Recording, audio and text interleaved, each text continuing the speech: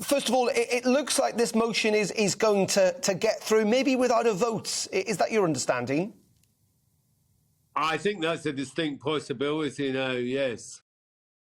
I mean, I guess the truth is this is like quite a lot of these so-called big parliamentary events. The real issue has been the things that have been happening behind the scenes rather than what's actually been happening in the chamber. And it's pretty obvious that the government whips have had a fairly torrid time of it in trying to sort out the best way to manage this. So let me understand. So obviously, as you say, it's almost certain he's going to go now to or be investigated by the Privileges Committee. But can the Privileges Committee actually make this judgment call when there's so much stuff we still don't know? I mean, we don't know whether the police have...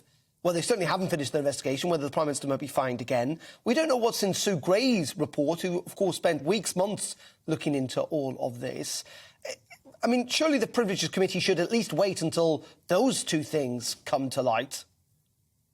Well, my understanding is they'll start some preparatory work, but they will actually wait until the other things are concluded before they reach their judgments. I mean, I just want to correct something. I think there will be a vote today, but I think it's quite likely that the Conservative Party will decide to sit on their hands. OK. But Labour will push it to a vote.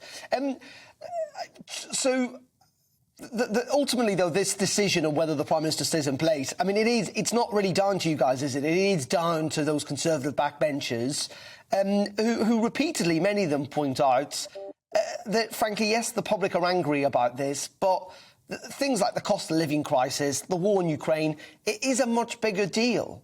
And it is not the right time to be changing Prime Minister. Well, of course, every justification for keeping him that the Conservatives can think of is being deployed. That's true. I mean, I'm not sure the cost of living's a great one because he's largely responsible for that. But I think the reality is, my sense is this is going to drag on, and eventually, if people do get fed up over, say, the cost of living, then it'll be something else to point to, and it'll just, eventually people will just have had enough of them.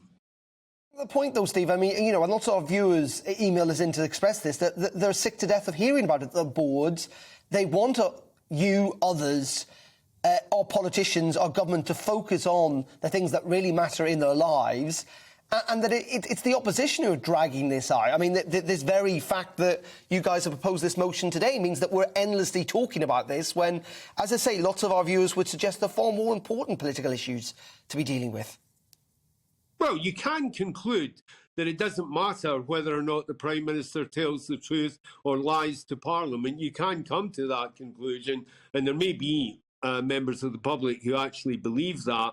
I have to say that's not my own sense from my constituents. I think it is absolutely true there are other issues that worry them more, but I don't think they like the idea that they can't trust the guy in charge.